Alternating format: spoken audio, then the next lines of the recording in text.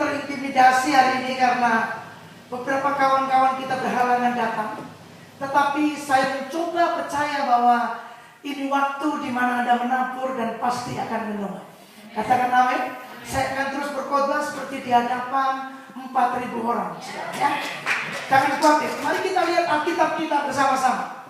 Tuhan berjanji 2 atau 3 orang berkumpul dan kita bersehati Dia ada di tengah-tengah kita, bukan? Terima kasih. Mari kita lihat Alkitab kita bersama-sama. Di dalam kitab Kisah Para Rasul, pasal yang keempat, ayat yang ke-32 sampai ayat yang ke-35 mungkin. Ya, Kisah Para Rasul, pasal yang keempat, ayat yang ke-32 sampai 35. Ya, saya baca untuk Bapak Ibu dan saudara sekalian. Cara hidup jemaat.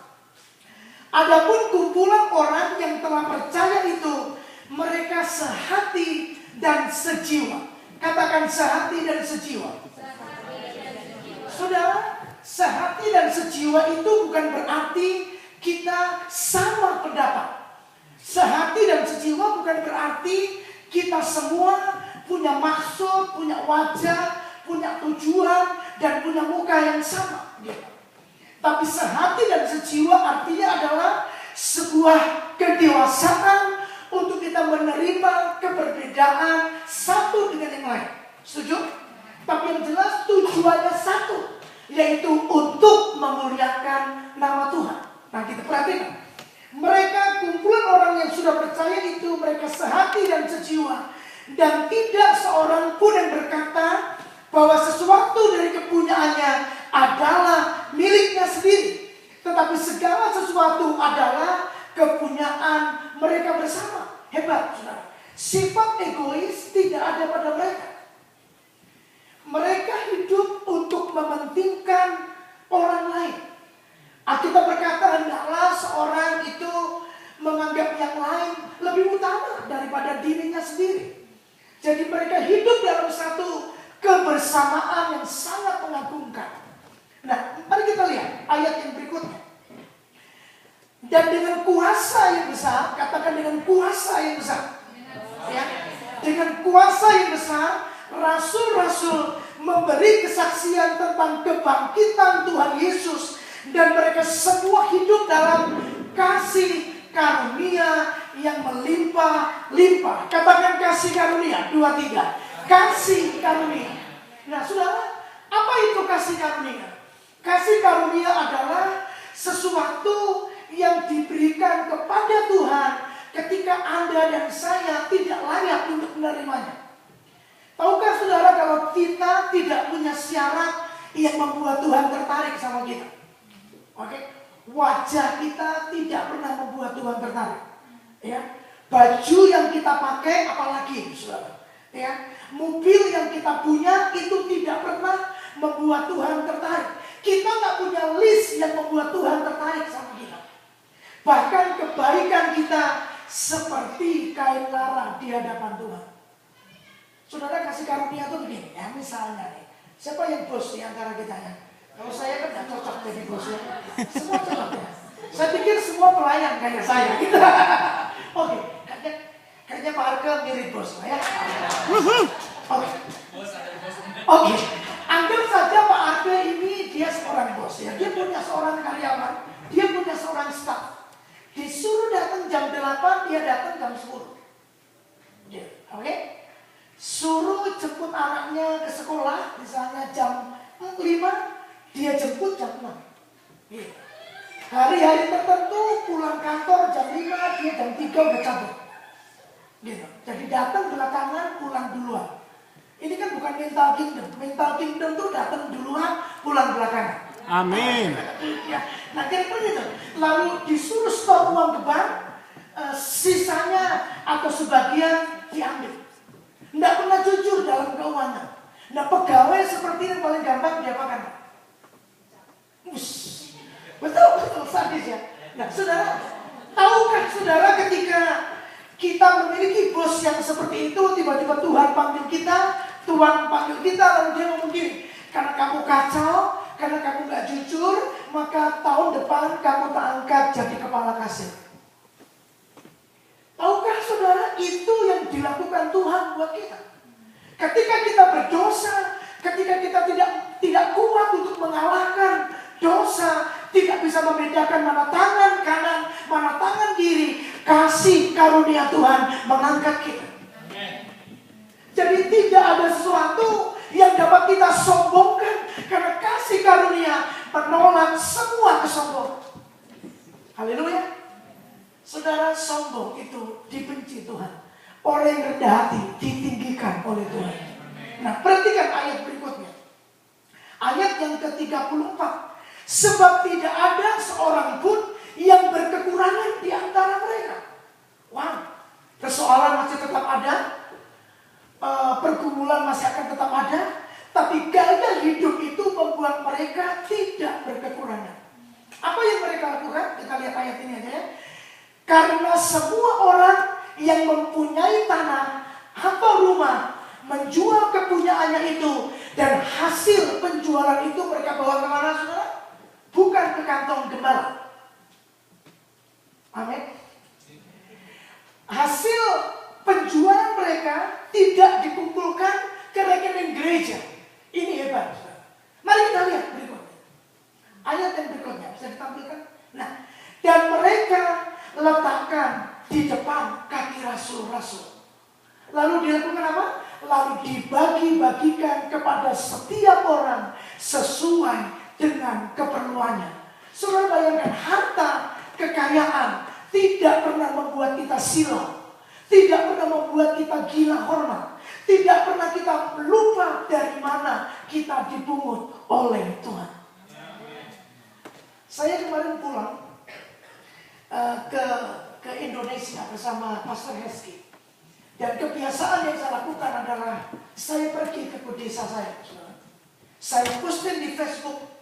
Saya tidak pernah merasa malu dari mana saya dipungut Tuhan.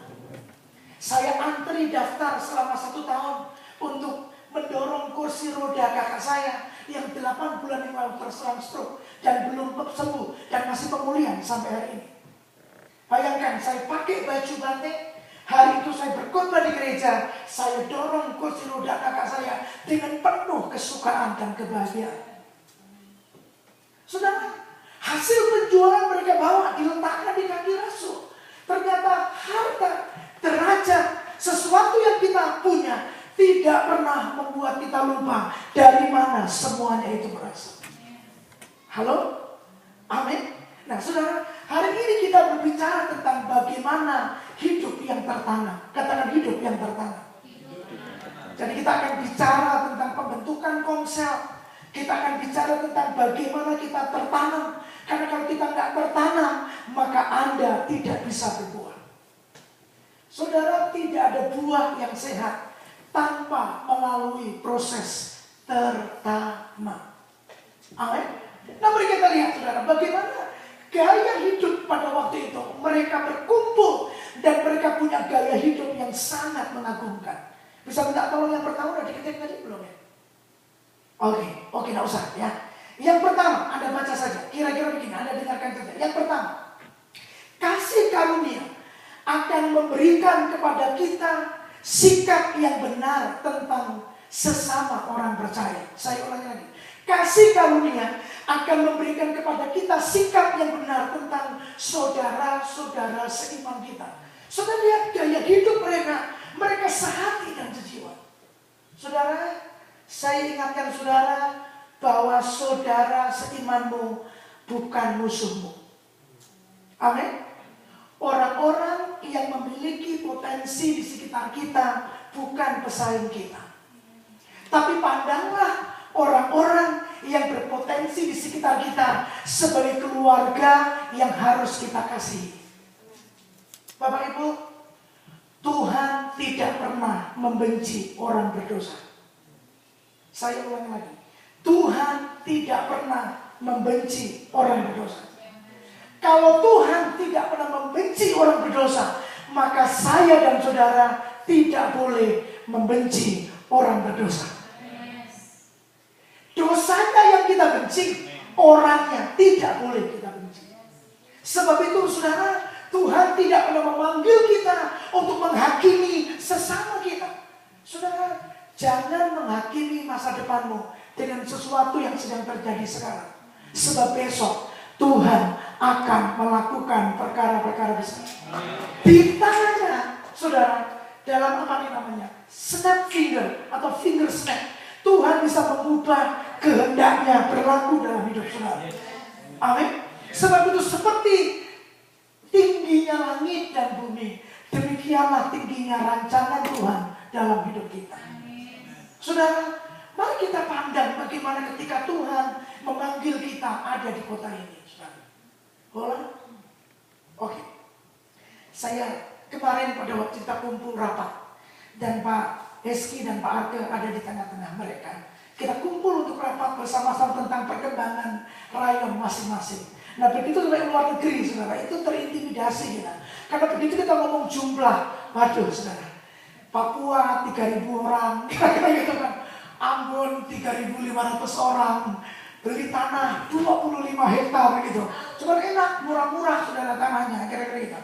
Dan ketika setiap negara, nah begitu masing-masing luar negeri itu sharing ya. Aduh, kalau kita ngomong jumlah, terintimidasi kita saudara. Lalu saya berkata sama mereka begini, jangan membayangkan Amerika yang indah-indah saudara. Ternyata Amerika tidak seindah yang kita bayangkan. Setuju? Saudara, kita menghadapi generasi yang luka. Tidak semua sih, tidak semua. Tapi tugas gereja adalah memulihkan generasi yang luka. Saudara, kalau kita sukses di Indonesia, kenapa kita ada di sini? Betul nggak, saudara? Tidak semua, tidak semua. Tapi hampir kira-kira sebagian besar di antara kita yang ketika kita merasa di Indonesia nggak aman, maka kita memilih untuk tinggal di sini. Yang tercekik kartu kredit sekian ratus juta, lalu dapat visa, lari ke Amerika. Nggak di sini, di kota lain yang banyak. Sini semua baik-baik. Ya, visa 3 bulan, di sini 15 tahun. Kira-kira gitu. Saudara, kerjaan kami sebelum ada di kota ini, istri saya dan saya tuh kerjaannya di kota Philadelphia, cuma nganter orang ke rumah sakit. Ini saya punya sahabat dari kota Philadelphia, namanya Michael dan Eva. Bisa tepuk tangan buat kalian. Anda lihat kerjaan mereka. Kalau di Indonesia kita dijemput, tapi kalau di Amerika kita menjemput. Saya dan istri saya ini kerjanya cuma ke rumah sakit ngantar orang. Dengan keterbatasan kami berbahasa Inggris mengantar mereka. Bahkan sorry kadang cuma bukan ngantar ke rumah sakit, belanja pun telepon sama pendeta. Beli air telepon sama pendeta. Betul nggak?